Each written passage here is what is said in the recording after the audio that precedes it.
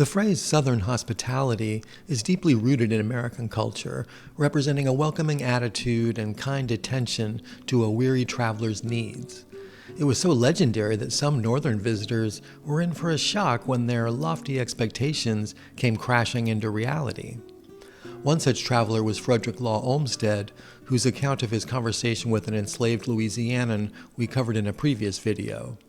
In his book The Cotton Kingdom, A Traveler's Observations on Cotton and Slavery in the American South, Olmsted summarized his experiences as a guest on dozens of plantations with a rant worth remembering next time you feel like complaining about having to stay in a flea-bag motel.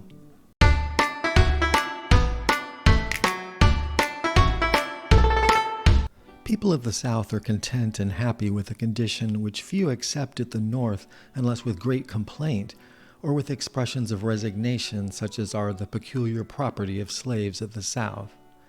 If, reader, you had been traveling all day through a country of the highest agricultural capability, settled more than 20 years ago, and toward nightfall should be advised by a considerate stranger to ride 5 miles further in order to reach the residence of Mr. Brown, because Mr. Brown, being a well-to-do man and a right good fellow, had built an uncommonly good house, and got it well furnished, had a score of servants, and being at a distance from neighbors, was always glad to entertain a respectable stranger. After hearing this, as you continued your ride somewhat impatiently in the evening chill, what consolations would your imagination find in the prospect before you? My New England and New York experience would not forbid the hope of a private room where I could, in the first place, wash off the dust of the road and make some change of clothing before being admitted to a family apartment. This family room would be curtained and carpeted and glowing softly with the light of sperm candles or a shaded lamp. When I entered it, I could expect that a couch or an armchair and a fragrant cup of tea with refined sugar and wholesome bread of wheaten flour, leavened, would be offered me. I should think it likely that I could then have the snatch of Tannhauser or Trovatore, which had been running faintly in my head all day, fingered clearly out to my entire satisfaction upon a pianoforte.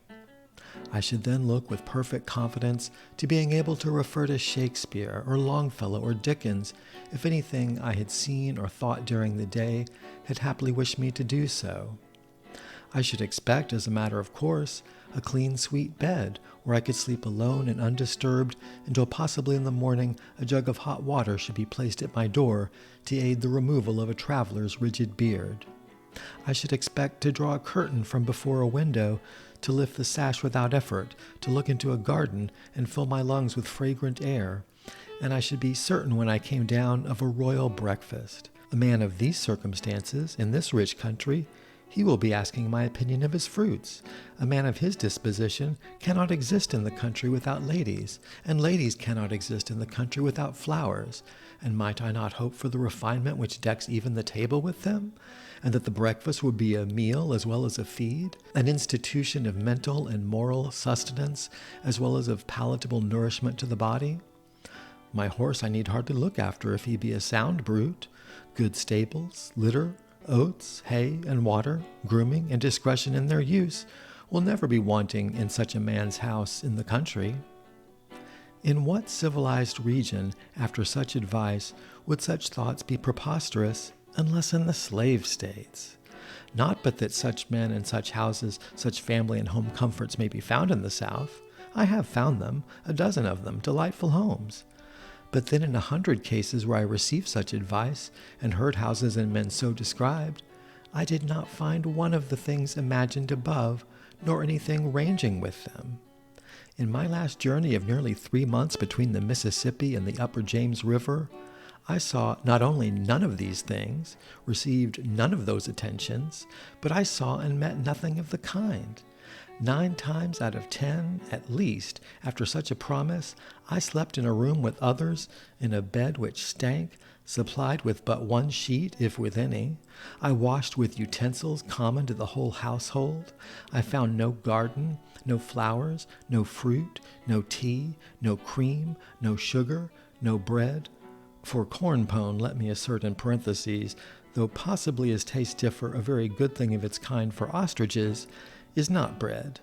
Neither does even flour, salt, fat, and water stirred together and warmed constitute bread.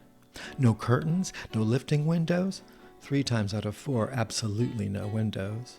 No couch. If one reclined in the family room, it was on the bare floor, for there were no carpets or mats. For all that, the house swarmed with vermin. There was no hay, no straw, no oats, but moldy corn and leaves of maize. No discretion, no care, no honesty.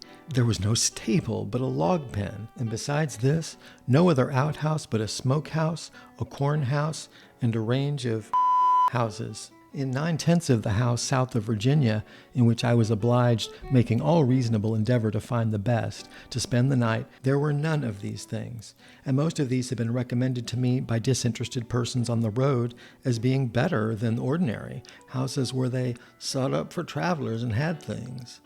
From the banks of the Mississippi to the banks of James, I did not, that I remember, see, except perhaps in 1 or 2 towns, a thermometer, nor a book of Shakespeare, nor a pianoforte or sheet of music, nor the light of a carcel or other good center table or reading lamp, nor an engraving or copy of any kind of a work of art of the slightest merit.